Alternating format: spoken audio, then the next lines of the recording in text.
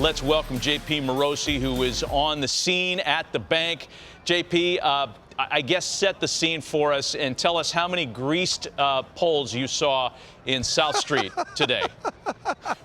Matty, great reference there. With, of course, the authorities in Philly have been known to do in the event of a celebration, but very much uncertain if that's going to happen this evening because we are witnessing history. This has never happened before. About 140 years of Philadelphia Phillies baseball, the first Game 7 ever. So Alex Avila has good company. The entire Phillies organization has never seen a Game 7.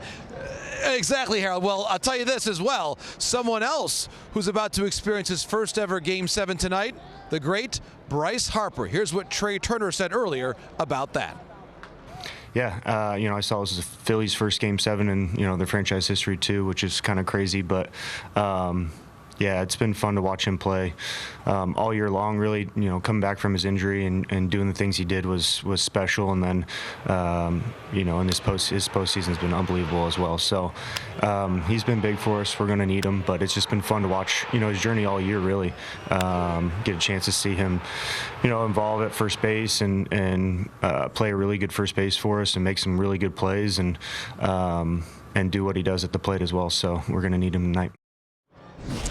Later on in the show, we're going to hear from a couple guys who do have some Game 7 experience. Kyle Schwarber with the 2016 Cubs. Evan Longoria, the 08 Rays. Of course, they won the ALCS in Game 7 at home against the Red Sox. So Bryce Harper does have some Game 5 experience, Matty. He actually has a batting average above 300 in those Game 5s that he played with the Washington Nationals. So there's just so much new and so much familiar here. Actually, I spoke a little while ago with Jeff Bannister, the longtime bench coach with the Arizona Diamondbacks, and Jeff Bannister's first year in professional ball, 1985. As he told me, he signed for $1,000 at a Wendy's as a player with the Pirates. It's Jeff Bannister's first ever Game 7. He's got almost 40 years in the game, Matt. So it's a holiday here in South Philly. The excitement, the nerves, we're all feeling it right now here at Citizens Bank Park. That's terrific. There wasn't much of a holiday for Phillies fans yesterday. Tommy Pham was a part of that disruption, who got the Diamondbacks lineup started with a homer in Game 6. It was a part of back-to-back homers. Let's talk a little bit more about Tommy Pham and give us the kind of unique elements in his background to getting to that Game 6 homer.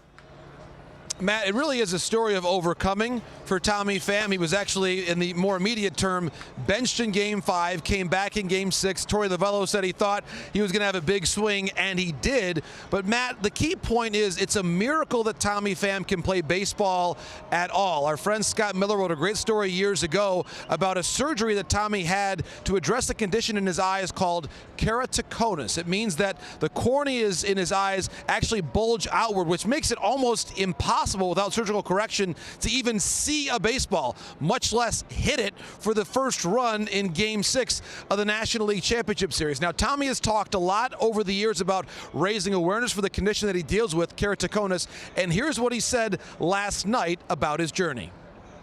The day I hang it up, I might write a book about, how challenging keratoconus is for someone trying to play Major League Baseball.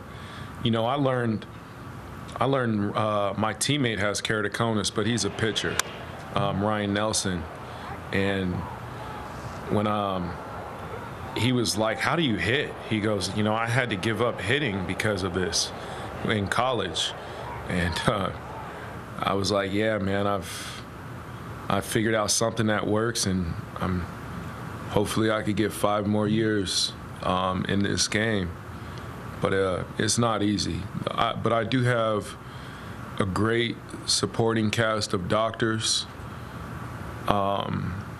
There's new technology coming out, which is probably giving me a little bit more years, and everything should be better. Let's hope for the best for me. Matt, it really is a remarkable story for Tommy Pham, and he acknowledged last night that when he's playing on a windy night, that sometimes it can be difficult for his eyes. He does have a kit that he carries with him with re-wetting drops that he has to utilize just to make sure he can get through the game and be able to see the baseball. It really is remarkable. One of the doctors that Scott Miller interviewed for that story describes it as a miracle that Tommy Pham can play Major League Baseball. Tonight, he plays in Game 7. One of the great kind of sub-stories around this fantastic Game 7 matchup. JP, thanks. We'll get back with JP for a little bit more later on in our show.